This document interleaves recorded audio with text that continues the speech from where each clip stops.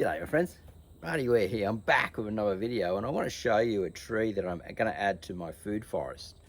Now this is a tropical tree, but it will grow in the subtropics or in temperate areas where you don't have any frosts and it just doesn't get too radically cold overnight, right? This is a tamarind tree.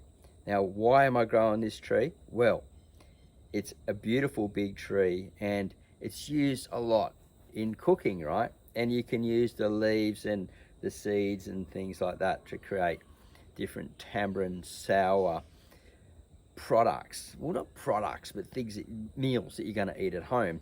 And recently my wife said you can eat the leaf. And I was like, oh wow, really? So, I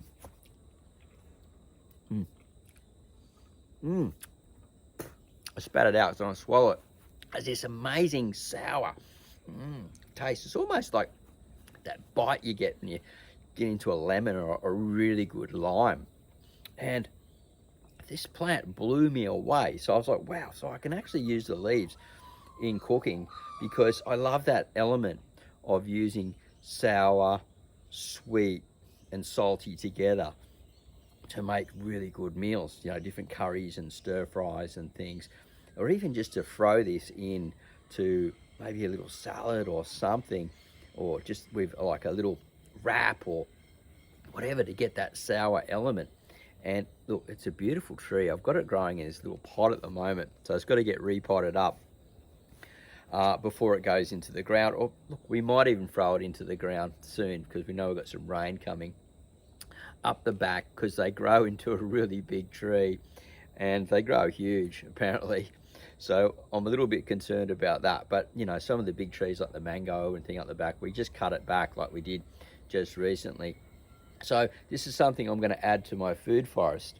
Now, because it's got this little leaf like that, it almost looks like it would be something that would add leguminous. I'm not sure whether it is, but generally those type of leaves that look like that are leguminous. And some leguminous plants only produce nitrogen for themselves. They don't share it always to other plants around them. They're a bit greedy. But this plant is definitely going to be a part of my food forest here at Marty's garden. And look, we can pretty much start harvesting from it nearly straight away. And I know as soon as I stick it in the ground, because it's been in this pot for, I've had it for about a bit over a month now, it's going to go absolutely ballistic for a good lot of compost and in that living soil. And we're going to have our own sweet element to add to this. Now this is a tree that will grow for years and years and years, and it means you can harvest on it for years. So you just plant it once and then keep harvesting from it, which I reckon is a great deal.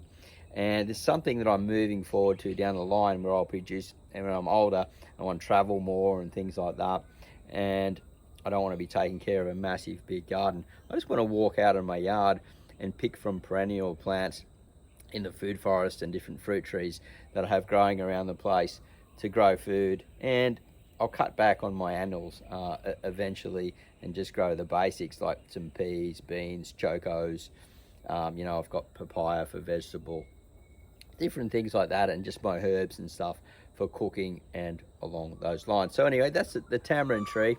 If you're living in a tropical environment, you've got a bit of space, or if you don't have a bit of space, you could just grow in a pot and just harvest the leaves like that. I can't remember what this tree cost. It was pretty cheap. So I know it's just going to pay itself off for years and years and years to come. So something you might want to consider also adding to your garden, whether it be in the food forest or just in a container, the tamarind. Let me know if you've used it down below, if you're growing it, if you like maybe consider growing it. Something that I wanted to share here. And you can see, I don't know if you can see that, the tamarind seeds on there. I guess it likes a big long pod, which is almost looks leguminous as well. Oh, I can't get it.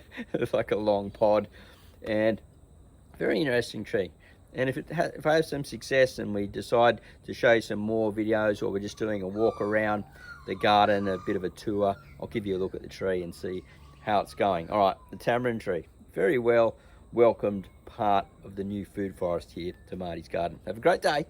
Happy gardening. If you haven't seen any of the recent videos or whatever, up here there'll be another video around for you to watch. Going to be producing some more content We're going up to 560 farms soon. Pepe Fasos's. We're making a whole lot of compost up there for the farm, and some really amazing news happening up there too, if Pepe wants to share it with the world. All right, have a great day. Stay tuned to Marty's Garden, and we'll see you at the next video real soon. Bye for now. Oh.